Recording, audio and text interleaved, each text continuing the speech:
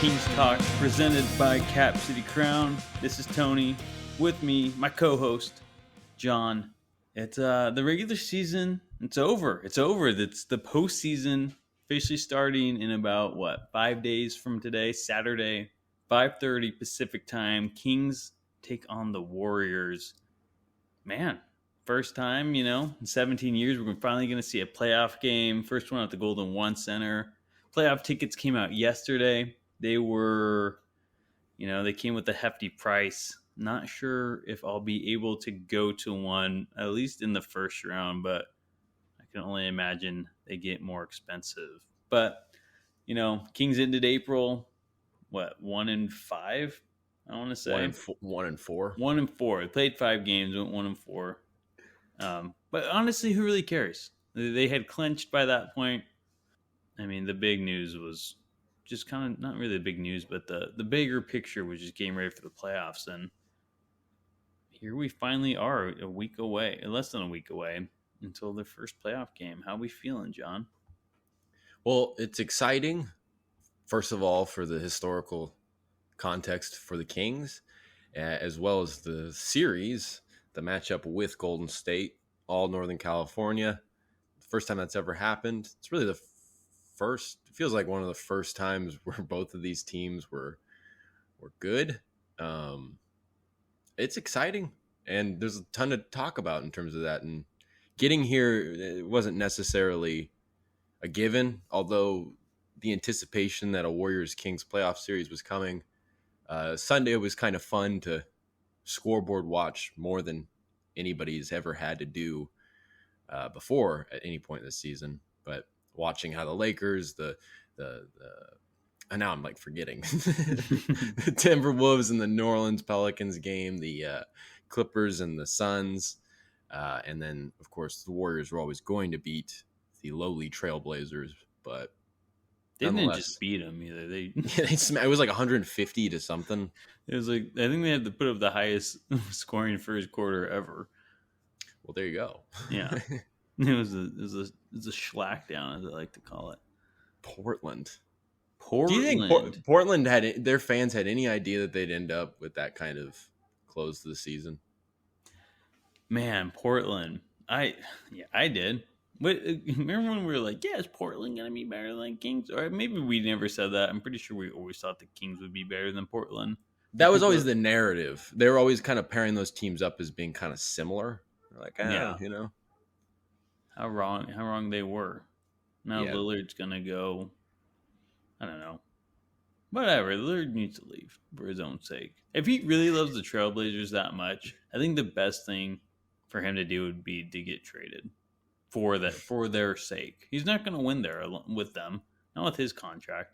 I don't know. Anyways. Yeah, then they got a chance at a top pick. Shaden Sharp, despite being a complete mystery, went about as well as it could have for a rookie season for him. Mm-hmm. I don't know. I feel like Portland really needs to reorient their viewpoint, and they're probably setting. You're right. They're probably setting themselves back. I think as a Kings fan, you could probably say from experience that sometimes you just need to kind of scrap it all. But we're not here to talk about the Portland Trailblazers. This isn't Trailblazers talk. This is Kings talk. Trailblazers talk. Well, that's quite a mouthful. Is it TBT. Blazers talk? Yeah. Tune into TBT. TBT this Thursday on TNT. The Portland TBs. It's stupid. Tuberculosis. TBT isn't it the tuberculosis test? Yeah, I get. Yeah, TB. It's like the TB test. The TBT. That'd be a great little blog or podcast for the Blazers. I think so. Nobody would know what it'd mean, but a little bit of explanation, people are like, wow, that's genius. Dude, that's perfect. Yeah, which is definitely the sign of something very clever when you have to explain it. Yeah, exactly. But enough with the TBT and the Trailblazers. John, how are you feeling about getting the Warriors? I know on Sunday there was several different scenarios where maybe the Kings could come out against the Clippers, the Lakers, even the Pelicans, but it kind of seemed like the Warriors were going to be the team the Kings faced in the first round, and sure enough, it came out that way. So what do you think? Warriors, the defending champions. Well, we did a lot of talking a few weeks ago about how Minnesota was a team that we feared. And Yes. I still think that in talking about that and kind of discussing that topic in general of what teams, not necessarily to fear, but ones that you don't, of course, you don't want to play anybody in particular, but there's definitely the team or two that you'd rather avoid. And no matter how you sliced it, just the defending champs were there. And in a lot of ways that are different from, like, you saw a lot of things go wrong for Minnesota in that final game, obviously. But over the last couple of weeks, the last 10 games, if you want to look at it from that stretch, the Warriors are tying it together. They're getting guys back. You know, you hear Steph Curry talk about it. He says the defense is kind of playing the way that it should be playing. You know, they have Gary Payton, the second back, on top of the breadth of experience that they have of guys that know how important playing on that end of the floor is, on top of, having other really good defenders such as Dante DiVincenzo. But they still feel like they have another level to unlock offensively. And they, in terms of getting guys back, Wiggins, there's concerns that maybe he has conditioning issues or something like that, or needs some time to shake off some rust or kind of get back into that whole groove of playing NBA basketball, let alone, NBA playoff basketball. But that's a guy that did it last year. That's a guy that was really a huge, massive part of their championship run last year. He's been around for a while. He's smart. Maybe you see him come off the bench, because Curry was working his way out of injury last playoffs. He came off the bench for a few games. But even if he's starting, I just feel like to have his presence on both ends, that it gets daunting. And you can just go down the line. And Golden State is, especially in a Western Conference that, nobody really has taken hold as that dominant team. Come playoff time, the Warriors kind of feel like the big boys. I was listening to Larry Krueger, really legendary, Larry Legend, in terms of Bay Area sports talk. And he was asking on his podcast whether or not the Warriors are a big boy. And it's like, I feel like when you come right down to it, it's hard not to say that they're not the biggest boy, given how everything's rolling at the right time for them, given their experience, given what they did last year. It just seems kind of clear. Yeah, it's the Warriors. It's the defending champs. We've talked about this because we kind of assumed the Warriors were going to be facing off the Kings in the first round. And, they still have their core group of guys that they've won.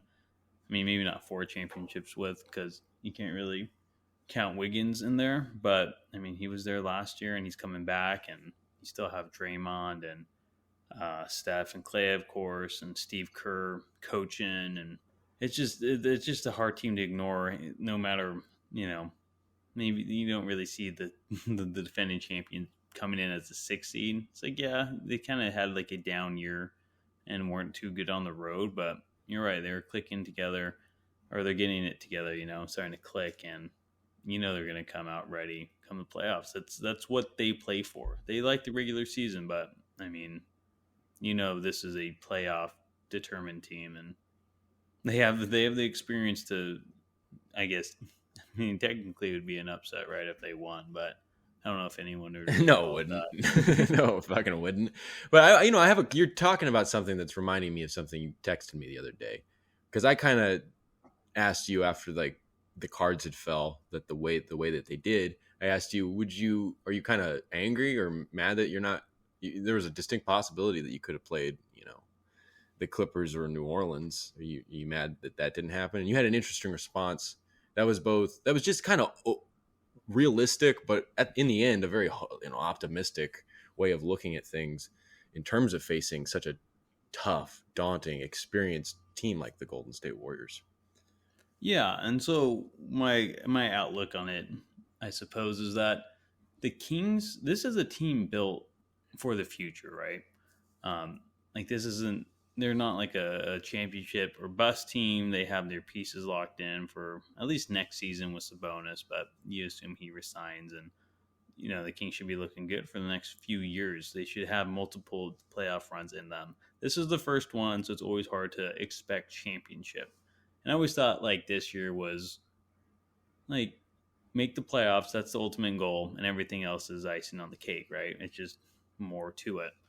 And so it's like, yeah, we could have faced maybe the Pelicans in the first round, who I'm not even saying is like an easy matchup, but I would rather have them than the Warriors. But it's like for our first go at this, like give us the defending champs. Like even if we lose, it's like we're gonna learn a lot about ourselves. We're gonna learn to see what it takes to win because the Warriors have what it takes to win clearly. And I mean, if we win this, it's coming. I mean, you're still gonna learn so much. It's gonna be a brawl if the Kings come out on the winning end of this one. So I just think in that sense, like especially with their first go, like make it as challenging as it can. So when they actually are legit championship contenders, maybe in a year or two, it's like, they already maybe didn't go through the Warriors. Hopefully they do. Maybe they somehow, find it in themselves to beat the Warriors. But I think it'll just give a lot of valuable playoff experience. I think considering all the factors, like that's a win-win situation because there's not a better team that's going to show what it takes to be playing with urgency, physicality, a defensive mindset for as Mike Brown always says, for as close to 48 minutes as possible. And then if you can beat them, then you're probably doing a pretty freaking good job of doing that. So I was surprised at first, but when you said that, but I was like, that's really a perfect way to think about it. Kind of going off of that whole idea of like asking, are the Warriors big boys? And it seems like they are. The question still stands, and it's fair because they finished third in the Western Conference. The conference is so weird. The NBA season was so odd and wonky at different times. Yet one of the more consistent teams throughout the season was Sacramento. Is Sacramento a big boy? I mean, no. Who are actually in the playoffs right now? I mean, they're the underdogs. I mean, unless like the OKC or the Timberwolves make it through the play-in, like they are probably considered the worst team, right? Just because of their lack of playoff experience in that sense, I should say. Everyone else has years of playoff experience. You have the Nuggets who have plenty under Jokic. You have the Grizzlies who have been, they've been in the playoffs since actually taking down the Warriors in the play-in a couple of years ago. And they've made it. This is probably their third consecutive year of making the playoffs, I believe. And then, of course, you have the Suns, Clippers, Warriors, and who are the four teams in the play-in? It's the Lakers, Timberwolves, OKC, Pelicans, and Thunder. And Pelicans. Yeah, and the Pelicans, they made it last year, but they're still, I mean, they clearly didn't have the best year, and they're kind of like, whatever. I could see the Kings being better. So it's just like, out of like the teams not in the play-in, they're definitely the underdogs in this. And I don't know. It's kind of interesting. It's like, yeah, they're the third seed. It's like they're still the underdog going against the sixth seed, against the reigning champs. Mm-hmm. Yeah, and that's really a testament to how weird the season was. That's how it finished, and that's, it's not the fourth and fifth seed. It's the third and sixth. There's a contrast in the standings. That's odd that there is this kind of underdog set up the way it is. But I guess the one thing I would say, because, you're coming into the playoffs, you want to be as realistic as possible. But the playoffs are a magical time, so you can't help getting a little overzealous with ambition. And I think one of the things that you could say about the Kings is, are they the big boys? Probably not. Most likely not. Like 90% sure that they're not. But I don't know. Like this team we talked about it a couple of weeks ago as well, that like this team's like an ultimate wild card because you just don't know. Like I think after the game on Sunday against Denver, Mike Brown said something to the effect like, I'm excited for the playoffs because it'll be interesting to see what this team does. I mean, he doesn't know. He gets asked about like, I think it must have been a Denver reporter asked him like, we've seen what Fox in the fourth quarter can do. What do you think playoff Fox can do? And Mike Brown this is just kind of broke into this big grin. And he's like, "Have you seen De'Aaron Fox in the playoffs?" And the guy went like, "No." He's like, "Yeah, neither have I. So we'll find out together, you know." So like, there's that kind of wild card mystery, kind of playing the lotto kind of aspect of things. Given how good their offense is now, obviously they're going to have to really rely on that, or, you know, maybe more unlikely, they're going to have to really turn it on. Those flashes of defensive excellence that we have seen, and they are flashes, not really chained together in any kind of continuous manner, but, you know, when you see them, they're hard to ignore. They'd really have to turn it on in a consistent way. It's unlikely, again, comes down to that, but hey, you know, sometimes you got to just buy a scratcher and see what happens. And, you know, we'll have to see with the Kings, but it's definitely an interesting dynamic because there's so much certainty about one team's mettle and experience, and then so much uncertainty about another one. You know, we're going to find out a lot about the Kings. We kind of already know what to expect from Golden State. Although, I mean, you know, Curry said it himself. It's like the offense could still take it to another level. Overall, they could still take it to another level. While they're optimistic about Wiggins, there's always those possibilities that it takes them a while or too long to get back in a groove. So there's uncertainties at play, but that might be all that Kings fans should be clutching onto at this point. There's a chance, you know? You telling me there's a chance? It's somewhere in there. Yeah. Somewhere in there. Yeah.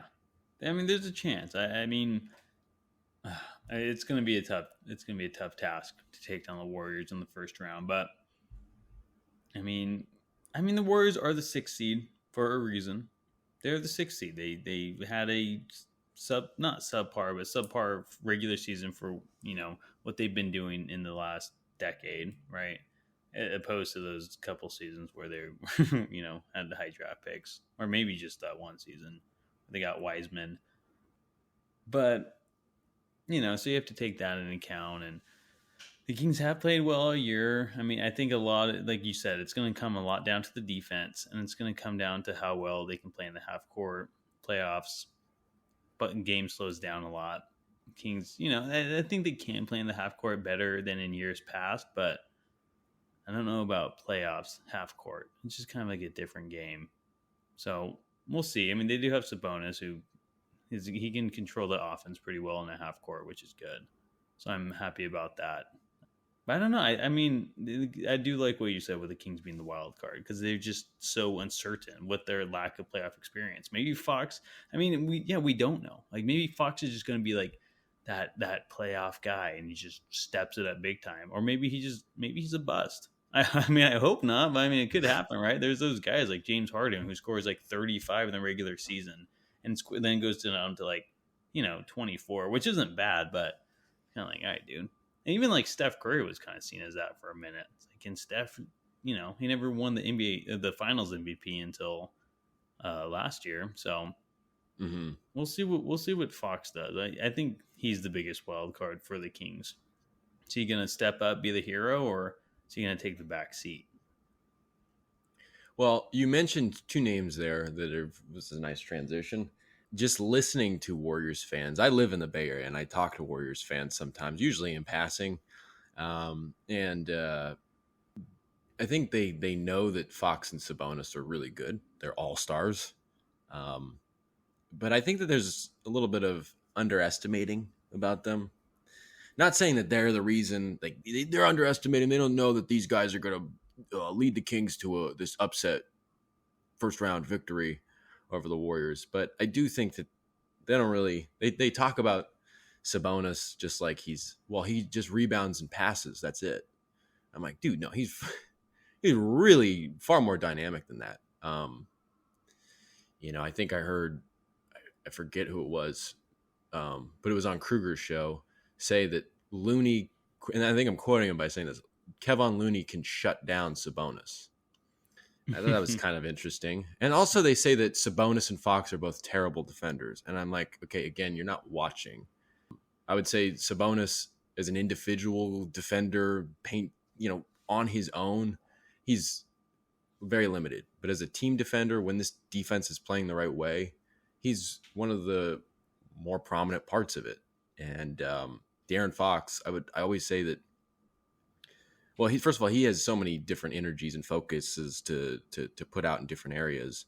So sometimes the defensive end does not always kind of like bring out the best of Fox. But really, the biggest complaint that you can make about Fox's defense is that sometimes he's a little over aggressive, trying to go for a steal behind a guy, and then he just allows the guy to go to the rim or something like that. Almost just that's the issue, being over aggressive. I don't think they realize how much of a defensive season. How much of a improvement Fox has made on the defensive season, on the defensive end this season, if I can get that out. I don't know. I just feel like there's a lot of underestimating about. Like, I think they think the Kings have 2 all-stars. I don't think they realize that the Kings have 2, superstars. I mean, they're gonna like all NBA type players. I just don't think that they don't give them that recognition. Do you get the same sense? Do you think there's a good chance for Fox and Sabonis to show what they got? I mean, I guess trying to like respond to that first thing you said about those guys saying it, like that's the media, and maybe the fans feel the same way as well as the media do. Maybe because a lot of people don't know about the Kings. They see their poor defense and like, well, if they have a poor defense and they're both star defenders, must be bad defenders too. And so it's like I can see where that's coming from, and the fans probably feel the same way. I mean, I don't know if Steve Kerr might feel that way. I mean, I assume the Warriors aren't just like they don't know anything about the Kings. It's like, yeah, no, they're bad. Like Sabonis can only pass and rebound. It's like clearly Steve Kerr knows more, and that he's a talented, the team defender and scorer too when you need him to be. But I think Fox and Sabonis can surprise Warriors fans and the media, showing like, okay, like we are more than just what the eye sees and what the media shows us to be. I think this is going to be more Sabonis' series than Fox's. And I think when we always talk about the Sabonis and Fox, like who's the better player? I think this is where it's really going to show. Where Fox is going to be a good scorer still. I think just Sabonis is. I think in the half court, I think that's really going to show how good he is of a passer and facilitator he is. And like, yeah, he's against Kevon Looney. Like, I'm not saying Kevon Looney is a bad defender, but man, he's got a couple inches on him. He's just as strong, if not stronger. I think he's really going to dominate down low. Yeah. I mean, I think I don't discredit the fact that on the offensive end, Jokic has a few legs up on Sabonis.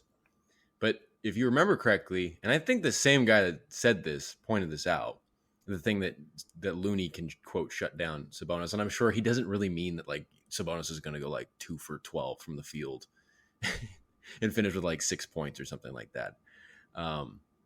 But he noted also that Kevon Looney, and you'll remember this too, Kevon Looney got, eaten alive by Nikola Jokic and actually started kind of falling out of favor and out of the rotation at a certain point there during the playoffs. And it's just like, again, I concede that Jokic is a better offensive player than Sabonis, but Sabonis is not far off, like in any way. Sabonis is not as big bodied, but everybody talks about Sabonis being the strongest guy in the league. He's skilled. He's so good with his footwork, and he's relentless on the glass. I mean, Looney's a great rebounder too, and I just think that'll be fun.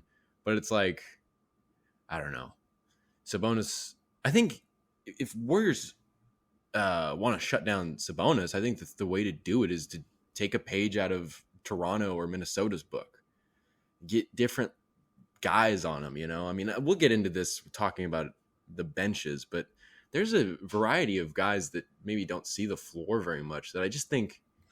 And I don't cover the Warriors, but if you get kind of more disruption with, you'll be seeing a lot of Draymond Green at the 5 anyways, but if you can use the other 4 players on the floor to really just disrupt and find ways to mess with Sabonis, that really kind of ruins, if Sabonis is the central engine of this locomotive, disrupting that disrupts everything else. And you're talking about the importance of the half court. That's going to be the way to win. I don't think Kevon Looney's going to shut down. I don't think he's going to be the MVP of the series for shutting down Sabonis. I think after game one, you'll see that, yeah, the Warriors can really mess with Sabonis. I do, but it's not going to be Kevon Looney. And it's just like, I don't know. How many times have we watched Fox?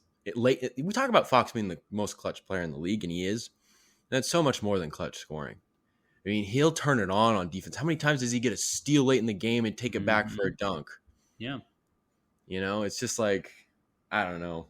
And we talk about Kings being like this wild card and this team that kind of comes out and is responsive to challenges and adversity.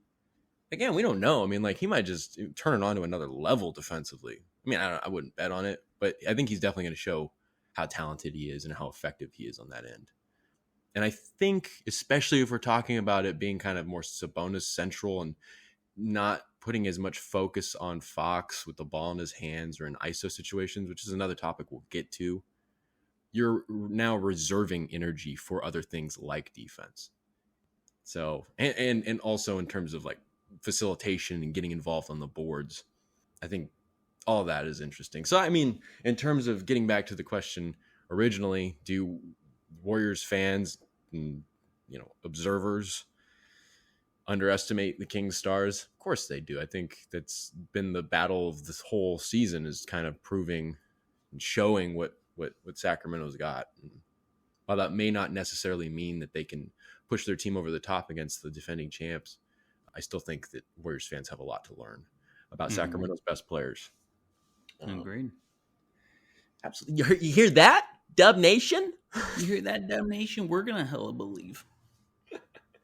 Yeah. What if we just stole that? It's our motto. We believe. Yeah. We believe, or hella believe. Yeah.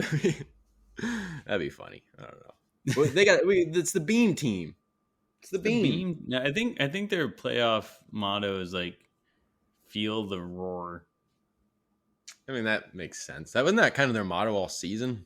Yeah, with those commercials that they've been playing from the beginning of the year. It's like Keegan Murray's Summer League 3 and Rashawn Holmes. I'm like, that was the idea to market the team to start the season. Dude, you gotta feel the roar. You gotta feel like they should replace Rashawn Holmes on the roster with Slamson. Feel the roar, man. Oh my god! You should look up. So the Stockton Kings have a mascot. Oh yeah, named Dunkson, and it's like, man, I always forget. It's either Slamson's son or brother, and it's like a biography of how they met in Africa or something. Because they're lions, So yeah.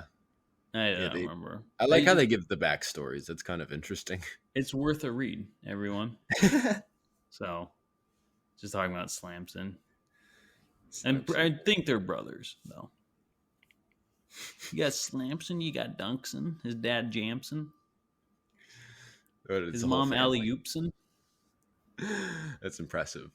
But we were kind of mentioning there something that I think is going to be a big thing for this series. And we've, again, already kind of said it, but there's all this, like I alluded to that question that Mike Brown got asked, like, well, we always know about fourth quarter Fox. What are we going to see from playoff Fox? I think playoff Fox should, at least in this series, I think playoff Fox should be a little different than typical fourth quarter Fox. And what I mean by that is really, I don't think, unless it's like crunch time, like down to the final seconds, I'm not just excluding this, like actual real legitimate clutch time where it's just going blow for blow. And if he's really feeling it, of course you go into the normal kind of just let Fox do what he needs to do. But I think in general, isolation is doing the Warriors a lot of favors. Because if the Warriors, a high movement, high passing team, high assist team, the highest assist totals, assist percentage, the whole deal, can continue doing all that and limit the other team from kind of that sort of ball movement, I just feel like you want to have a more balanced offensive attack. And I just think, especially given the fact that if you're talking about isolation, now we're already talking about how the nature of playoff basketball is different. So you are going to be forced into it. So if you're playing in the half court and you're just giving it to Fox every time, Golden State's got defenders that maybe can't shut down. Again, getting into that whole idea of like shutting down people, like just avoid that, but really disrupt and prevent them from making the impact that they need to make to win a game. I mean, they got Gary Payton II, Dante DiVincenzo, Andrew Wiggins coming back. I mean, like, I feel like if Wiggins is going to have any like rust, I don't really see a ton of that happening on the defensive end. He's their best, most longest perimeter defender. And you talk about those three, those are all tenacious, terrific defenders. And it just seems like it'll be better served to kind of move off of that. And I mean, having Sabonis helps a lot, but I think Fox he'll be able to make impacts in other parts of the game, as I noted. I just don't know that. I don't know if playoff Fox in this series, I guess just to make the point again, I just don't think playoff Fox in the series is going to be akin to the fourth quarter Fox we typically see. You know what I mean? No, I totally hear what you're saying. Yeah, and like if the isolations have to go down, maybe, I mean, he's a good facilitator. He doesn't really need to facilitate usually because Sabonis is on the floor, or he can just get a bucket himself. It's a little different now. Maybe he can't just go in, isolate, get that bucket. You will see an uptick in Fox's assists in the playoffs, and maybe his scoring down, which would be okay just to balance each other out. But that's what I was kind of saying too. Is like this is why I think Sabonis is really going to take off. His facilitating. I mean, the ball's still going to run through him a lot more than Fox when they're both on the floor. So that's why I think he's going to have such a good series. Or we might see Fox's numbers drop for the reasons you said. And yeah, you definitely don't want to get stuck on isolations if it's not working. And honestly, it just kind of having already alluded to it. I mean, it's helpful too, because you see all the different areas that Fox can impact the game. First of all, I feel like over the last couple of weeks, there's been a lot more 8 or 9, even 10 assist games for Fox, which you didn't see a whole lot of at the beginning of the season. I just think as with anybody, they're just more comfortable in the way things are, and he's maximizing his impact in each area. And I feel like if you can see him score, I don't know, about 20, get like 5 rebounds, 8 or 9 assists, and playing like added defense and able to kind of make that dynamic impact from having to put too much of a individual offensive load on his shoulders. That just seems like A, the way to do it, and B, a really big help to the to trying to tackle the monumental task that is beating the Warriors, or beating them 4 times in 7 games. Mm-hmm. So it's interesting, and playoffs are all about matchups. And I just feel like in terms of the Fox Sabonis dynamic, that just seems to be how that's going to have to go in order to do what they want to do. And yeah, and Fox is more than capable than being a facilitator and getting those assists. Like, yeah, we're maybe not used to seeing it as much. Like, yeah, he's usually hanging around 6 or 6 or 7, right? Maybe even less. But like, yeah, we've seen these games where he's getting 8 and 10. Like, he's had enough double-digit assist game or high single-digit assist games where we know it's definitely in his realm to do it and continue to do it. It's just not his role usually, or it wasn't during the regular season. It was go get a bucket. Yeah. So I'm not worried in his capacity to hold that role. No, and I just think also is getting back to that whole like underestimating Fox. That's another thing about Fox is the defense, the facilitating, even the rebounding. I just feel like and a lot of that goes to a lot of credit for that goes to Mike Brown and maybe even Luke Locks. And I guess it'd be fair to say Fox's wife. But Fox is far more of a dynamic player in terms of having a versatility of impact in different areas than people realize and people want to give him credit for. I think even in Kings fans, sometimes you'll hear them kind of like denigrate his defense or things like that.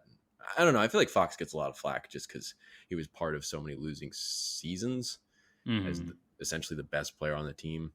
But I don't know. It's just very interesting. So it'd be interesting to see what happens with Fox, what works and what doesn't. As with anything with this series, I'm not really saying anything new there.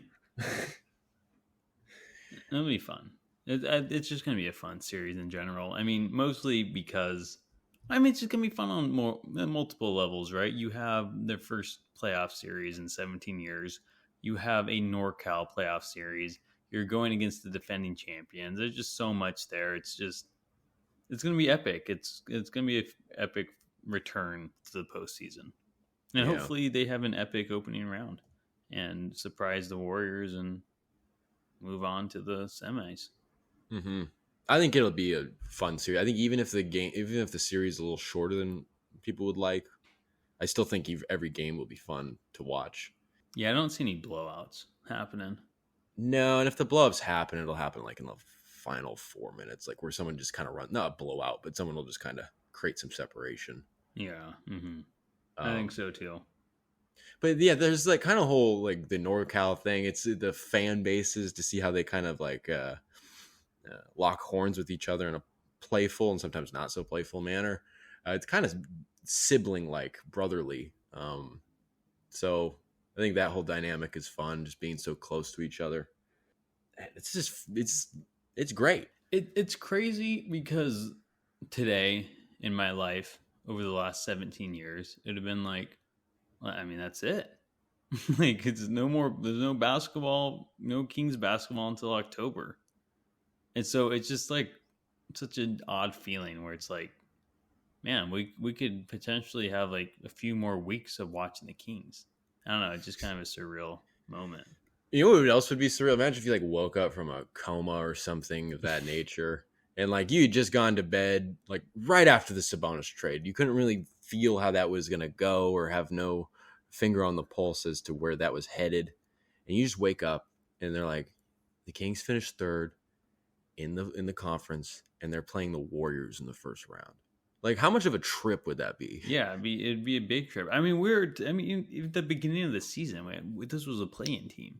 Yeah, they'll probably, hopefully getting in the play-in. Hopefully they're better than this, and this team to make the play-in. But now it's like, I mean, they held that third seed forever. They got it back in I don't even remember January. They bounced up. Didn't they bounce up to the second spot for a second there? They did. You're right. At least at the third seed, I should say, because they were tied for the second seed. Never had it alone, but they were tied for the second seed for like a game or two. They were at least in that third seed for a long time, a surprisingly long time. I'm like, yeah, especially after the trade deadline when everyone got good. It's like, oh, okay, well the Kings are probably gonna drop down to the 6th or 7th seed. Hopefully not to the play-in, but no, if anything, they moved up to that second seed during that time. So it just it was crazy. What a year. Yeah, definitely. But getting back to the matchups between these two teams, one of the things that's really interesting is looking at the benches, because the bench can become very vital.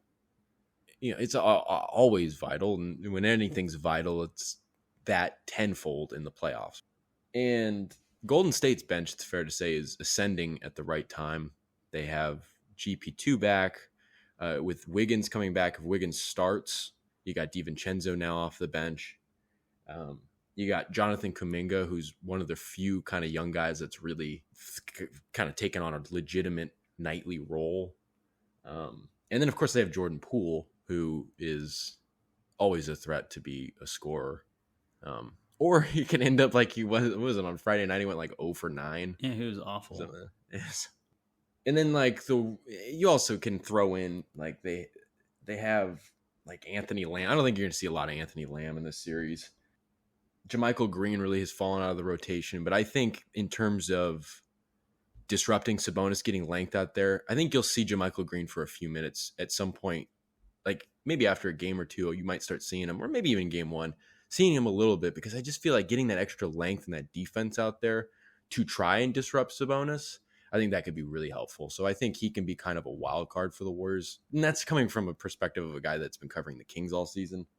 And then I think always a wild card for the Warriors bench is the other lottery pick that they have, which is Moses Moody, who is always a threat to score like 15 or 20 off the bench, even though he doesn't always get the opportunity, as I understand it. That is a bench that's kind of firing on all cylinders right now. And while I wouldn't say that the Kings bench is doing the opposite, and that's mainly because, you know, Malik Monk after the All-Star break really got back into his zone, aside from like a down, like 1 or 2 down games maybe the lower leg soreness. Everything seems pretty tip top for him. Davion Mitchell has just blossomed over the last 2 months in terms of fitting into his role. I think you can. Well, I don't know if he's necessarily guaranteed a huge role in the playoffs. Kessler Edwards is kind of another guy that's ascended, but there's uncertainty as to who we'll see in terms of like a big guy. Trey Lyles is kind of taken a step back in terms of scoring. I mean, outside shooting mainly. He's still providing a pretty solid impact on defense and always fighting on the glass. He's always down there boxing people out, getting his body on somebody.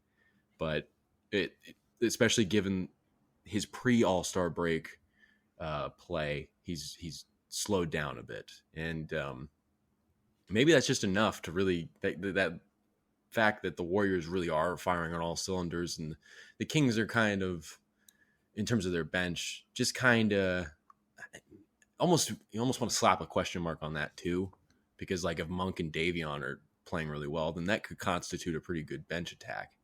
But is it enough? Is it as expansive and airtight as the Warriors? I mean, just explaining it, it seems like everybody on the Warriors minus Anthony Lamb and their rookies can really make a difference. Are you worried about the bench differential, the bench matchup here? I'm not personally. I think the Kings bench has, they're going to have their good games. They're going to have their bad games. I don't know. I just really trust in the Kings bench. I know Davion, he can be iffy on offense. I really trust Lyles. Maybe he isn't shooting the ball as well as he usually does right now, but man, I mean, Trey Lyles is arguably one of our better players off the bench. I mean, it's between him and Monk, right? But there's times where it's like, man, Lyles is better than Monk right now. The backup five is an interesting topic, of course, that we can probably get into in a second. But I mean, I think at the end of the day, it really just depends on if Monk shows up or not. I think Monk is a guy who will do well in the playoffs just because of his high energy kind of guy. And I don't know. He doesn't seem like a guy who's going to fall to the pressure. He seems like a guy who's just going to rise with it. I mean, I think he's the real wild card for this team and this bench. He's the big scorer off the bench. If he's not scoring, that's a huge scoring load that you're missing. And then, of course, you have the backup five position, which I'm okay with right now, but it will be between Metu and Len. And you wrote a good article yesterday morning on this. And is Len going to stay in here? He's been playing really well. Is he going to keep getting the minutes at the backup five, or are you going to see Metu? Because Metu will probably fit the small ball mold a little better against the Warriors. Or maybe we'll see Trey Lyles get moved to the five because, he could be played at the small ball five, and maybe you throw Kessler Edwards at the four against their smaller four, right? The Warriors' smaller four. So just a lot of question marks, I guess, at that backup five. But it's not new, right? Yeah. So, but to answer your question, I'm not that worried about it. But if Monk gets off in game one and looks like garbage, I'd be like, okay. This is, a lot of this is going to ride on Monk's ability to score. First of all, I want to just note that since Trey Lyles' shoulder injury, he's shooting 27.9% from three in 12 games. Jeez. I agree with you that Malik Monk is a huge factor. He's probably the X factor. I mean, when he's playing well and balling, hitting threes, doing his facilitating, getting to the rim through that two-man game. Yeah, he's great. And the team's playing usually their best basketball. But again, I get down to think about the defenders that Golden State can stick on some of these guys and disrupt. And I don't know. That's true. No, it's true. I get very worried about the fact that it's if you just, even if you're hitting a bunch of threes, it just feels like you're getting into issues here where it's whatever the Kings can offer, the Golden State's got a match for. The one thing that they probably don't have a match for is Davion's defense, because that's just going to be a huge impact no matter how you cut it. But it's just that can't carry you the whole way.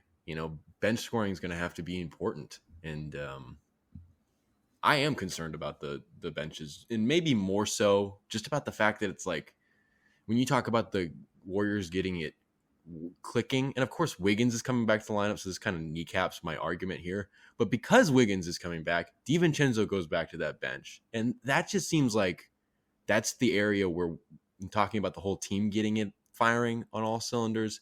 That part in particular seems like the one that's really just blasting off right now.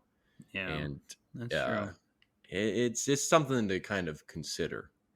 And again, I'd be interested to know if Warriors fans feel that way at all about using JaMychal Green a little bit, or if Moses Moody provides any kind of scoring punch. They probably would only use Moses Moody if they had some real issues with Poole, because I don't really know if you're talking about going like 5 or 11 guys deep at that point. And that's just not what anybody should be doing in the playoffs, let alone a team with as much experience as them. But he could be a scoring factor. It just seems like the Warriors have a little bit more ammunition there. You know what I mean? So yeah. I mean, they might, and it could be a big factor for sure. But I don't think it's. I think the Kings have a good bench in their own right. Yeah. Regardless, and yeah, they might match it, but I don't know. I see this series falling more on the starters and the bench. Yeah, that's but Malik Monk does play into that massively. Yeah, kind of being the 5th best player, if you want to put it that way. But I think we're obviously taunting a lot here about the backup 5.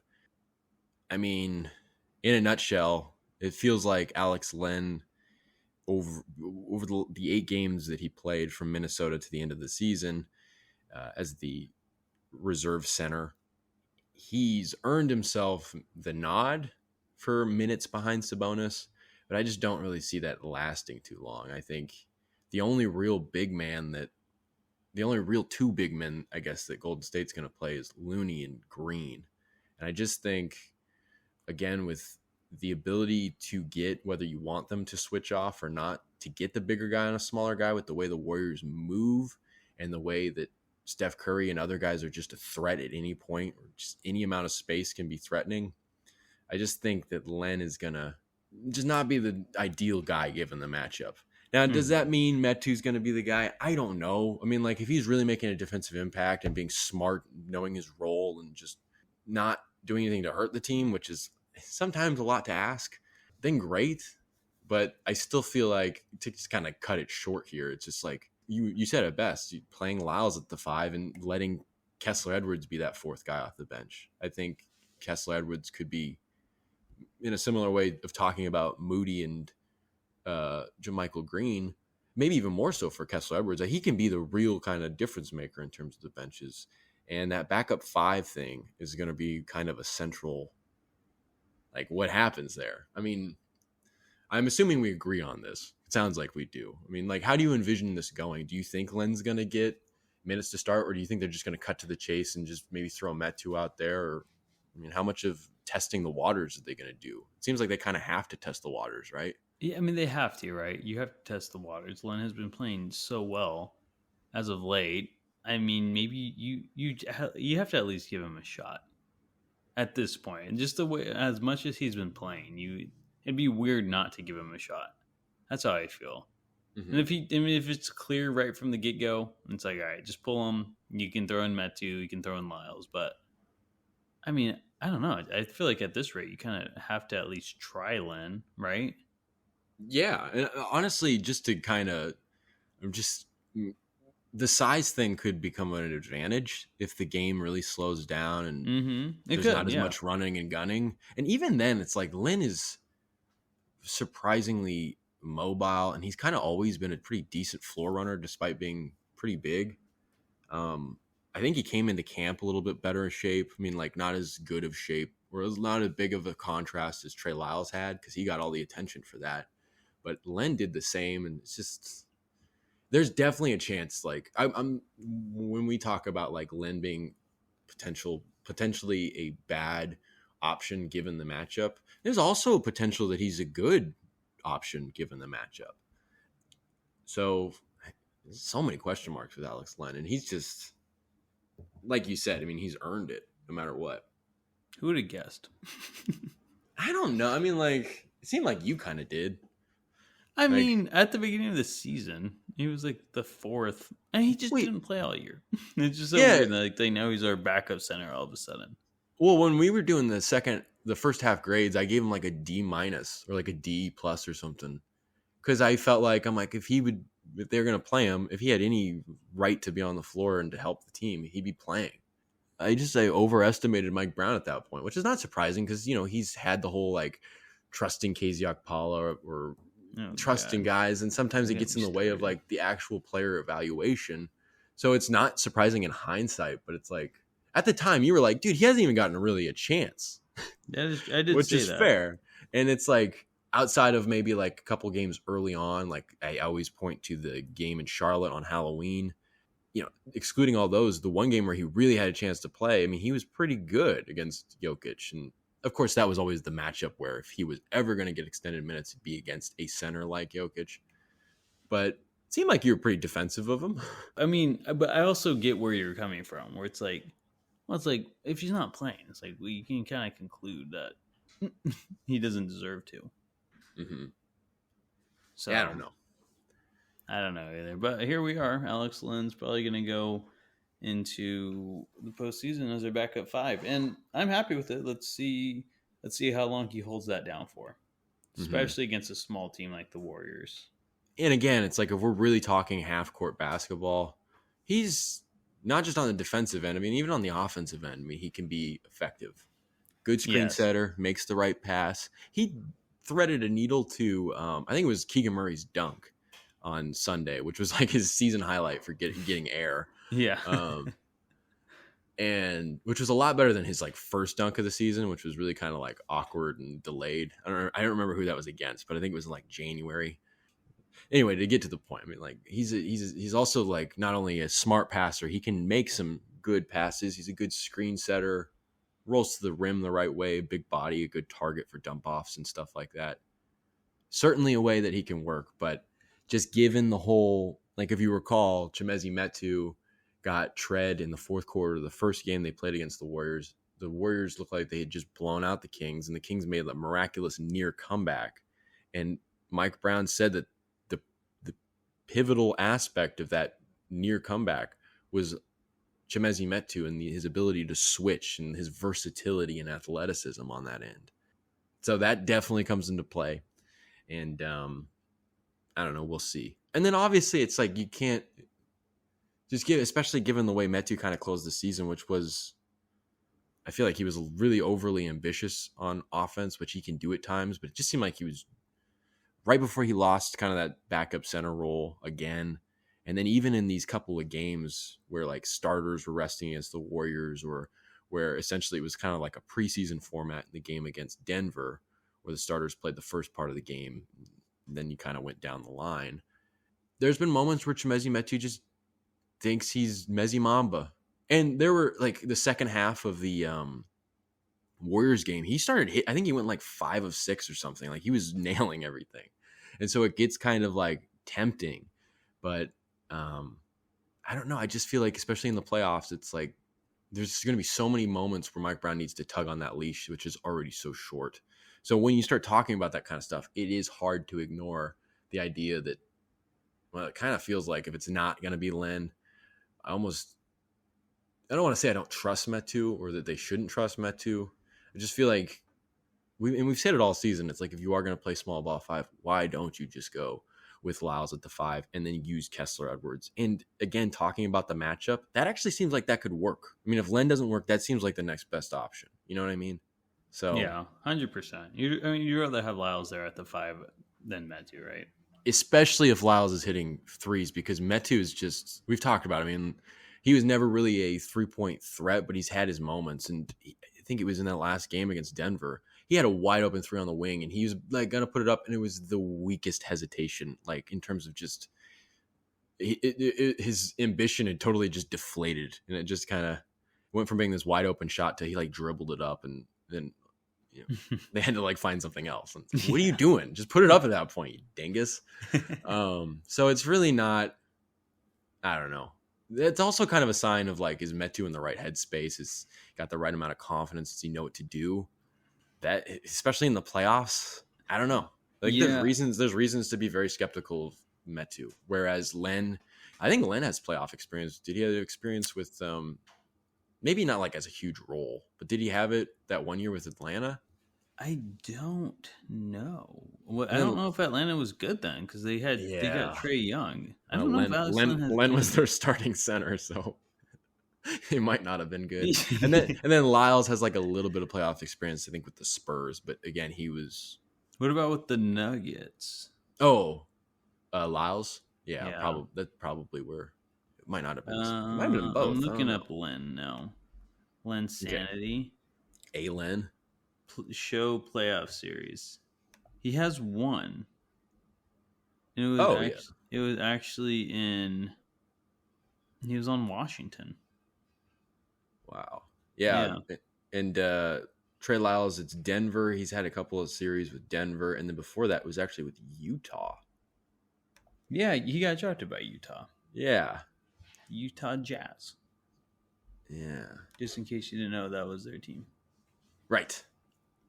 But kind of like what you were saying, like at the end of the day, I trust Len's IQ over Metu's. And that's huge for Yeah, the playoffs. yeah, Metu I just just don't trust. fitting into your role, doing your role, being a star in your role. Metu's done it for stretches, but it's not super convincing. And again, those Yeah. stretches and the things that he does well, like running the floor and stuff like that. And I don't know. I mean, like, is that going to come into play as much? I mean, the thing that is going to keep him on the floor is if he really does make a defensive impact. And all of a sudden, well, the Kings are switching 1 through 5. Well, then that becomes an issue too, because then you got Sabonis off the floor. I don't know. It'll be interesting to see what happens because if Metu's really making an impact on defense, I don't know. We'll have to see. It's very, very a lot of working parts there. But in terms of more mystery about what's ahead, um, Keegan Murray had a hell of a rookie season, broke the single season or the rookie 3-point record for threes made in a season, and shot over 41%. Crazy. Just absolutely fantastic option out on the perimeter for the Kings. And he has made strides in other aspects of the game. I feel like you saw his defense kind of have various moments, kind of starting in the midpoint of the year, and he's kind of slowly progressed there. He's really progressed in his confidence and his rebounding ever since that first time Mike Brown called him out in a press conference is generally very good. I feel like he's a pretty consistent, like 5 or 6 rebounds a game as of late. But comes another phase of being a professional basketball player that's not even easy for people that have been in the league for a while. When it's your first playoff series, it's a hell of an adjustment. What do you expect from Keegan Murray in the playoffs? That's a tough question because he's a rookie on a big stage. But it's also like, well, if anyone was going to do well, it'd be Keegan Murray because he's just, I mean, he made 200 threes in his rookie year on the third best team in the West. So it's like you think he has that confidence and that poise to keep performing well in the playoffs as a rookie. And I think he can. I think at the end of the day, just to say it, I don't know. I feel like that's half of our answers, right? It's like he could be just the same old Keegan Murray because he's that kind of rookie. He's just a calm, collected guy. But man, sometimes we'll see Keegan Murray go cold, and it's like, geez, like stop shooting, dude. Which I appreciate when he doesn't stop shooting. It means he doesn't lack confidence, I guess. But I mean, making big threes in the playoffs, that can be tough. I always give rookies, the benefit of the doubt. They're rookies, but I don't know. I honestly, not just saying this as Keegan Murray fan or a Kings fan. It's like Keegan Murray's just he's not like those other rookies. I think he has a better chance of keeping it up in the playoffs than maybe some other youngsters out there. But he does have that rookie label on him that will make you question it. The way I see it is, or the way I anticipate it going, is that he's going to struggle a little bit at first. Maybe in some form, whether it's a combination of all these, but maybe his threes aren't falling. Maybe the intensity of the game is a little too much, and you've seen him kind of turn into a statue at times and become kind of a deer in the headlight. But all of that never lasts too long. And that's the one thing that you're kind of alluding to also with Murray is he's not like other rookies. He's mature. He bounces back. When I said like the playoffs is an adjustment, it's just another adjustment for Keegan Murray. Whether it was having to adjust from getting used to NBA travel and the off the court matter that happened in November, he bounced back. He figured it out. It seemed like for a second there, maybe it was in February or early March, it kind of seemed like he was cooling off for a second there. And we talked about it, and it just felt like it seems like another adjustment. You're getting to this kind of end of the season where teams are getting guys back and coming back at full strength and really gearing up for what lies ahead. And it didn't take him very long to get back going. I kind of foresee the same thing for him and maybe it'll be too late. Maybe it won't come in time and make the necessary impact. But in terms of playing the long game, of playing down the line, I wouldn't be surprised if he struggles for the first 2 or 3 games and then kind of just starts playing like the normal Keegan Murray. It'll be really interesting to see what happens if the threes are falling or not, because if the threes aren't falling, and I'll get to this when we get to our predictions, but it's like, as much as you don't want this to happen in the playoffs because you can't rely on this to win a championship, but in the first round against the Warriors, you're going to need 3-point shooting to go down. And obviously that's probably what Warriors fans want to hear. It's like, oh, the only way that the Kings can beat the Warriors is if they hit like 17 or 18 threes a game and shoot close to 40% as a team. But sadly, that's going to have to be a factor at some point. And so if Keegan Murray is not hitting threes and contributing to that, things could get kind of difficult in terms of using him and his placement out there. But again, it's that whole thing of the way this guy's adjusted, the way this guy's remained confident, regardless of the situation and the challenges ahead of him. That's kind of, and you're kind of saying this twofold thing, like, well, we don't know because he's a rookie, but he's also not like other rookies. And I think for that reason, that synthesizes into this, I don't want to call it a forecast, but this prediction that he'll struggle for a game or 2, maybe 3, and then kind of get it going, or at least get back on the wagon, as it were. Does that sound crazy? No, I think that's a really excellent prediction, actually. I kind of what I was saying, I guess, in a way, but really laying it out there and what might actually happen. Speaking of predictions, we've gotten to the point where I think we should make our predictions for this series. Do you want to go first? Sure. We just doing like... who's going to win and how many games and why? Any thoughts on it? Man, I hate to say this as a Kings fan, but as an objective man, I think the Warriors in 6. That's because it's the Golden State Warriors, man. And the Kings don't have the experience. Warriors are heating up at the right time. They're looking good. And they're just going to show to be too much for the Kings in the Kings' first playoff series. Yeah, in 17 years, but the first playoff series as this unit together. And my cat feels differently. She's shaking her head, if you can hear it. But it's just, I think at the end of the day, the Kings are going to learn a lot from the series. Kind of like I was saying earlier, they're going to learn what it takes to win and be one of the elite teams in the NBA. And they're going to come back next year and they're going to go a lot further. But it's always tough in that first round as the first year as a unit, especially against the defending champs. What about you? Yeah, I'm essentially the same boat, maybe a little less popular with Kings fans, but I have Golden State in 5 games.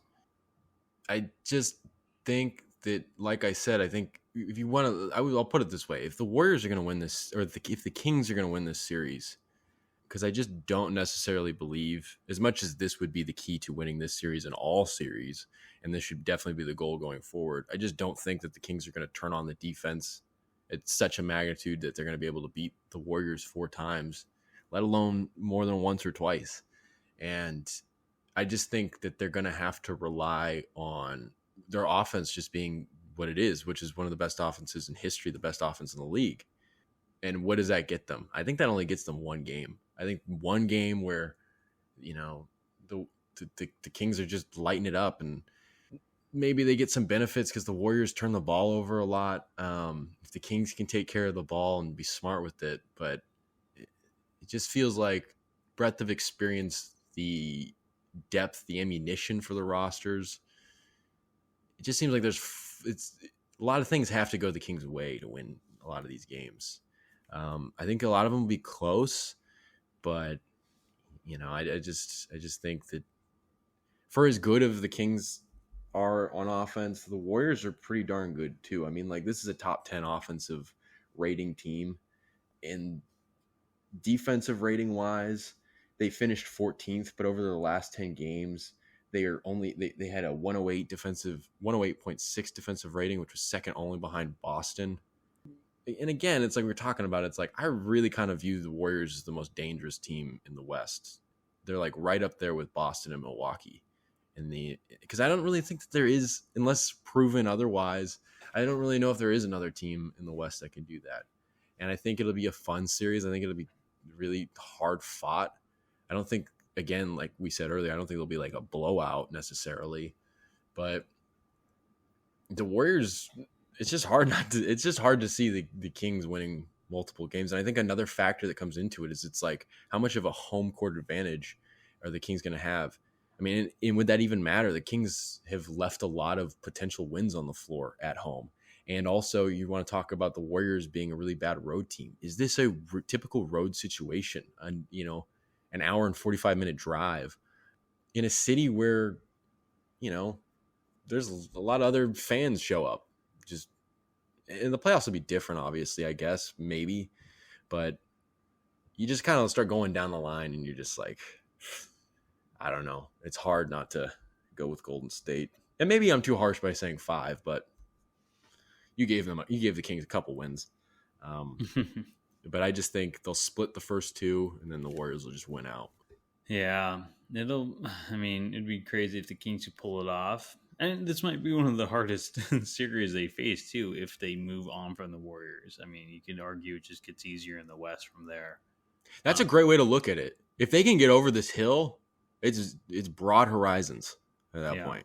Mm-hmm. And then everything we've said about experience and stuff like that has to take a back seat, because that if you can beat the Warriors, even if the Warriors do just like struggle, like Wiggins doesn't come back looking like himself in any capacity, if they turn the ball over enough and allow the Kings to be the bigger team on the boards and really punish them, which is another problem for the Warriors too, is their rebounding. And if that stuff can happen, and then all of a sudden, the Kings are they're a runaway train. Mm-hmm. So. I think so too. It's getting past this first series, though. It's going to be a tough one. Yeah.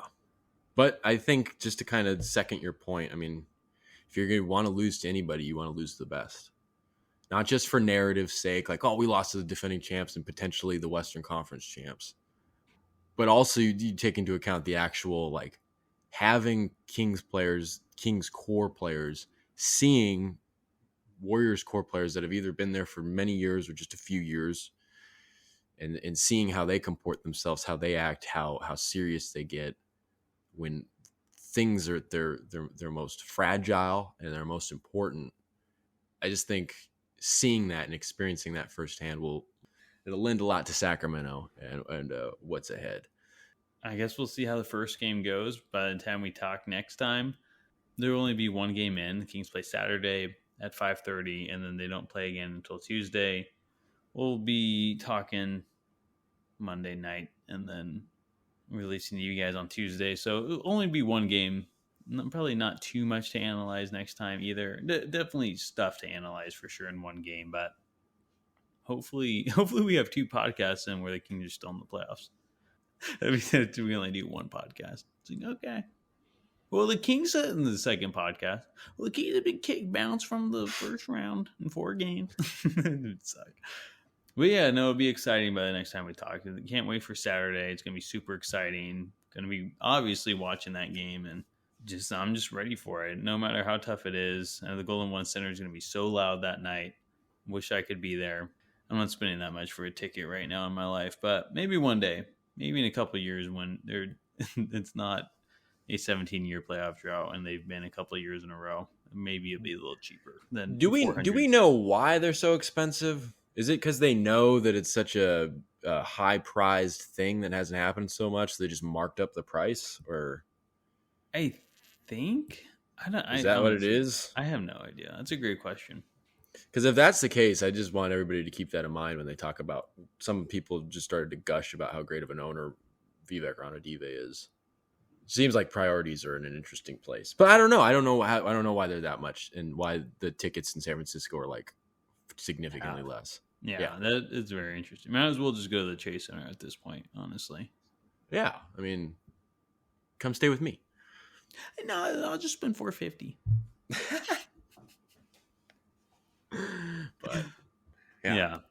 But yeah, Saturday, that's the day. But John, it's fun talking to you. What do you got? What else you got to say to wrap this sucker up? There's nothing more we can say. As we've kind of noted throughout the podcast, we're gonna have to wait and see. And I differ. After one game, I think there will be even more to talk about than previewing the series. I want to thank you all for tuning in, and as always, until next time, have a good one.